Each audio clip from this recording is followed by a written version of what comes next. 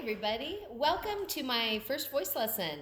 This is going to be a very basic intro to voice. So for some of you that have been singing or have been taking lessons with me, this will be review. But this is a great opportunity for those of you that have never sung before. You're maybe thinking about experimenting with it or wanting to try. This is a perfect place to start. All right, we're going to start with the very basics. First of all, the thing about singing is that I want you to know that if you can talk, you can sing. Okay? Singing is just sustained speech, right? Yes, we have to match pitch, and yes, there are ways to do that. If you think you are tone deaf, you're probably wrong. In all fairness, a very small percentage of people are actually legitimately tone deaf. But sometimes we do have to practice bringing our voice up and bringing our voice down. When we speak, we tend to speak within the same range of pitch, within the same range of notes. And as singers, we learn to expand that range, right, as we're singing for sure, and it translates into our day-to-day speech as well. Okay, so there's three sort of, foundations of good vocal production, healthy vocal production, right? And when you engage these three foundational ideas and when you're able to put it into your body, you will have a strong, healthy voice that sounds uniquely like you. And that is what I love to hear. I love to hear when your individual voice is coming out and flowing freely.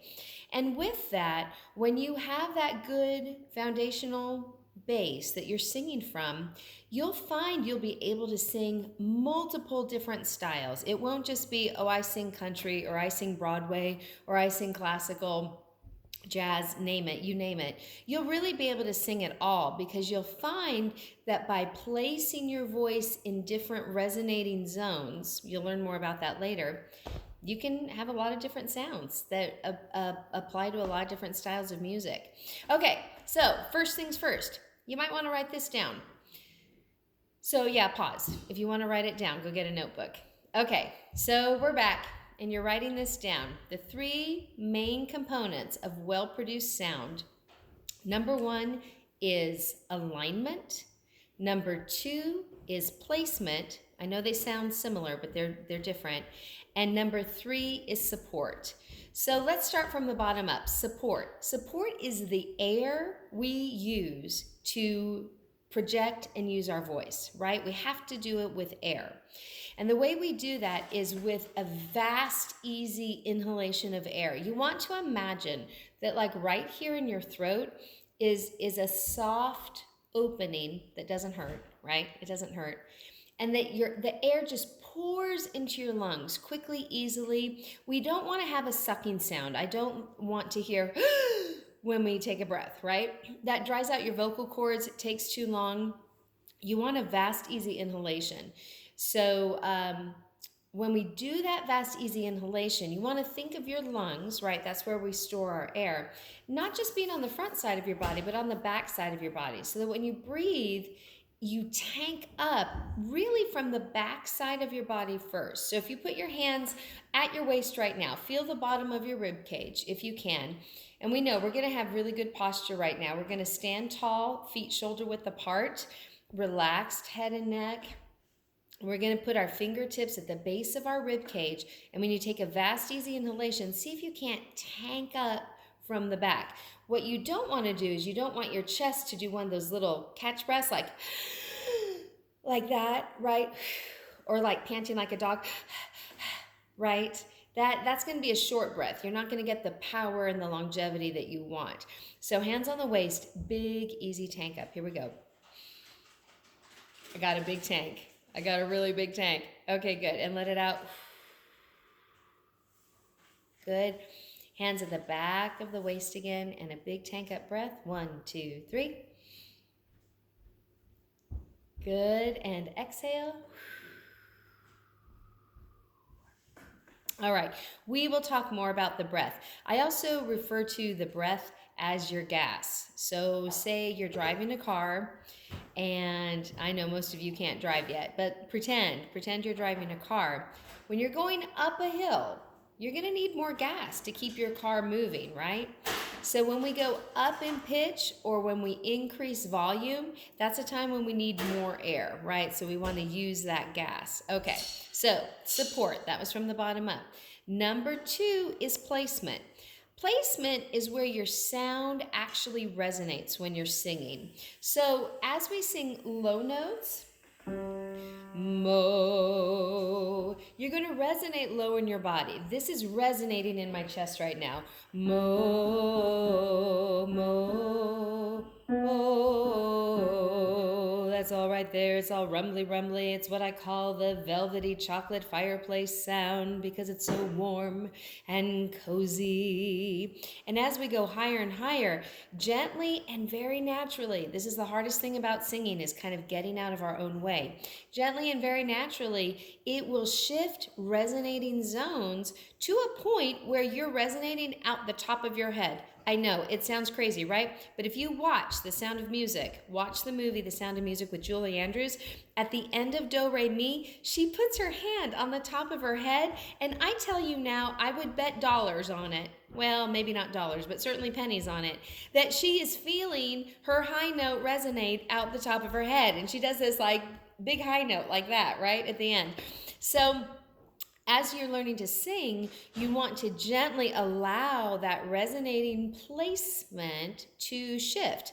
The majority of our sound is going to start in the mask area, generally where songs are written and where pitches live. We call this the mask, which is right in here, right kind of underneath the eyes and in the cheeks, and right kind of in there, yee, right in there. You can hear it, yee. See, and you know you're resonating in your mask if your voice goes real nasal.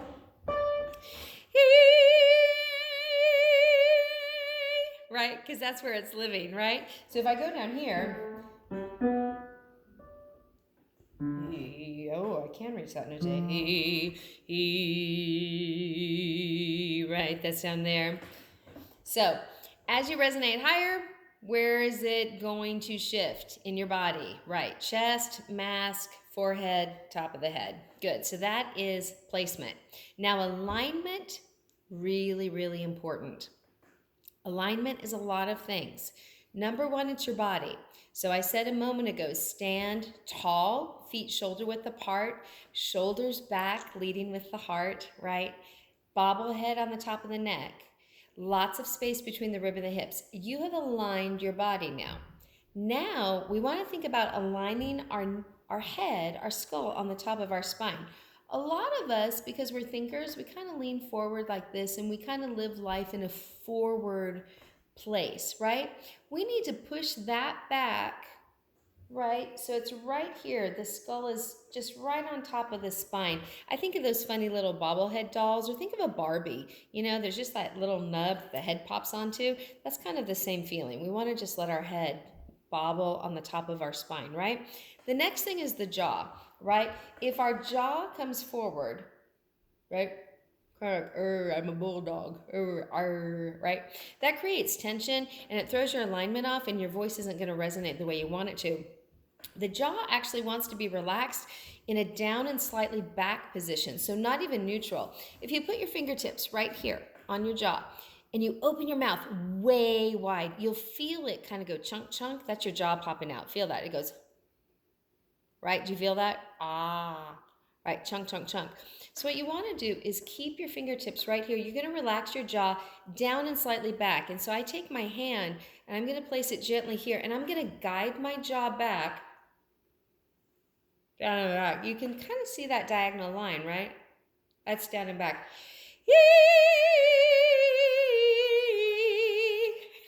You see?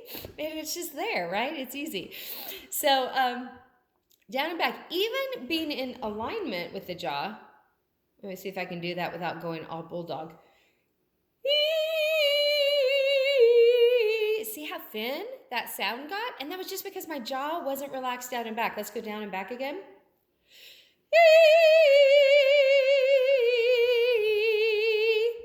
Right, go figure. Now it's simple, but not necessarily easy. We have to practice because, you know, we're training our body to do something in a certain way.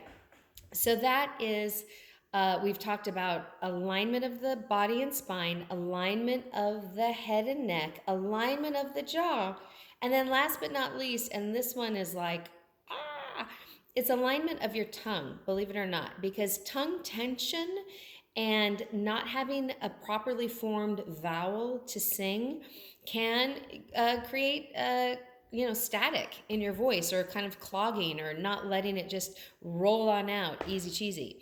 So we'll get more into tongue alignment, but for the most part, we just want to relax the tongue. And a good exercise that a student just brought to me not too long ago that I really like, I want you guys to try it right now, is just rolling your tongue all around the inside of your mouth, opposite directions. Here we go. I know, it looks ridiculous, but hey, at least you're not videotaping yourself. Right? This is like blackmail for Miss Leanna. Here we go. All right, so relax your tongue. Here we go. And go the other way.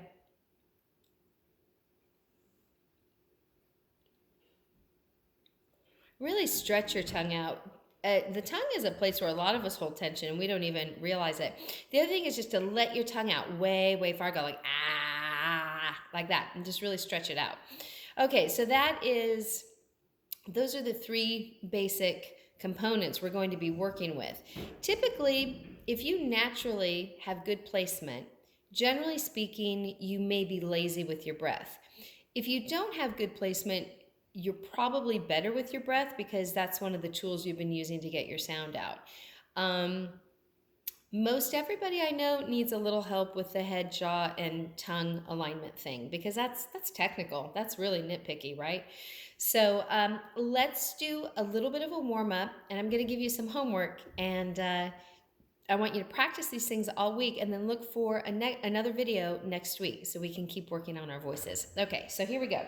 Little warm up like we do in class. Some of you that have had musical theater class, if you can go, we call those lip bubbles or motorboats. This is a great way to warm up your voice and expand your range. Your throat should be relaxed the whole time. And if you're doing it correctly, your nose is really going to itch, like I want to itch my nose kind of itch. And that means you're on track. So that's good. So we're going to go up 1, 2, 3, 4, 5, 4, 3, 2, 1, like this. And I should explain. I'm squeezing my jaw right here, not my jaw, but my lips, because I don't have good embouchure. Embouchure is the lip muscles and the mouth muscles you need to play a good brass instrument or a good woodwind instrument. So some people normally can go and not hold on to it, and they can have that kind of focused sound. For some reason, that's not one of my gifts. So I take my thumb and my index finger, and kind of right where your dimples might be, if you have dimples, right, you're going to relax your mouth. You don't want to pull them back, right, because then you go, right, and you're spitting all over the place, right? You want to kind of gently draw your lips a little bit forward. Lick your lips too. Sometimes that helps. Here we go. And that just takes a little bit of air. So big tank up on the breath, nice posture, head in alignment. Here we go. Breath. And good. That's just what I call a roller coaster, just down low and high. You can do those all week long.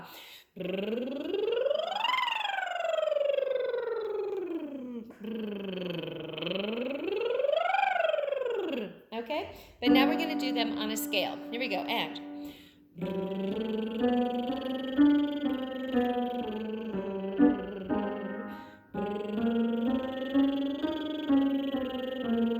keep going. Take a breath. If you've sung before, try doing 2 in a row.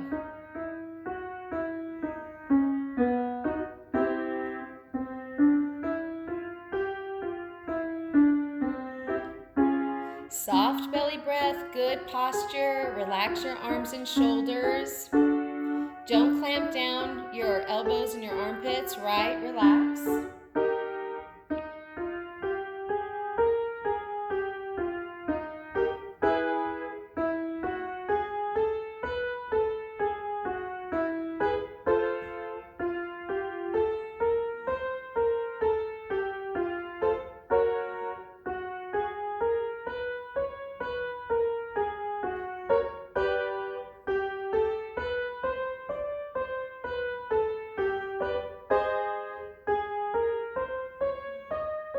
might need a little extra support from the belly. So pull that belly button back to your spine when you need a little extra gas. Right there. Good.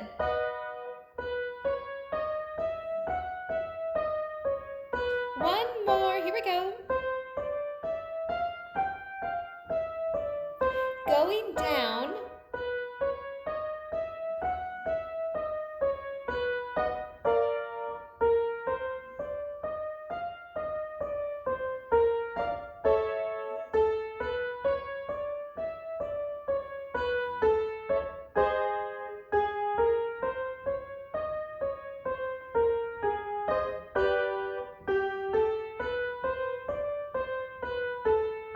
Big breaths.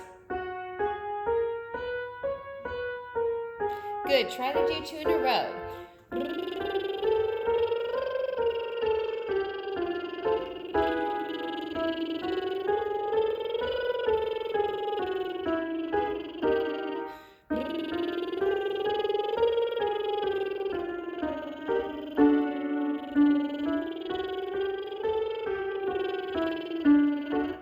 Few more.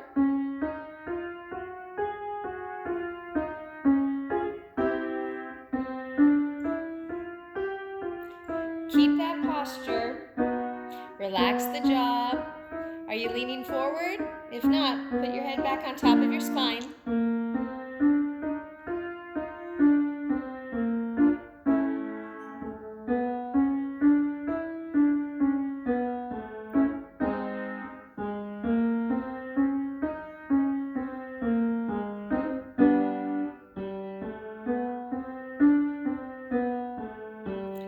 All right, very good, very good. So that is something I want you to do a lot of. Do it over and over, do as much as you want. Try not to annoy your family too much. Get them in on the game, right? Have little contests, who can go lower, who can go higher. Just always know that if you ever start feeling like you're working hard from your throat, from your jaw, or from your mouth, disengage for a minute, kind of shake it out, do a shakeout. Tank up with your breath. When you want to work hard, you want to pull your belly in, right? And that's going to give you that extra kick of air that you're going to want, okay? Sounds good. All right, so the next thing we're going to do is we're going to practice hissing. Hissing is the equivalent of doing ab work for dancers. That's what it is for singers.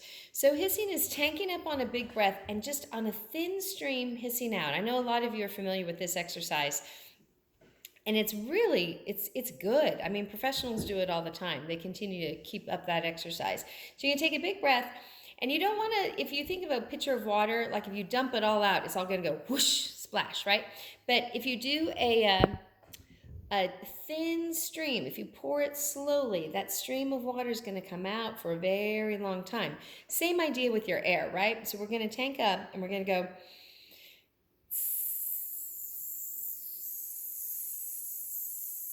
just on a hiss as long as you can go. And you want, just for fun, time yourself. And why don't you post your times on our Google Classroom? Oh, I'm about to run out of battery, I'm afraid.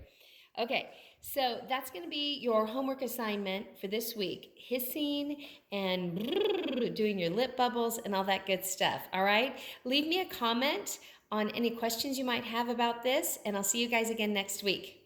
Bye-bye.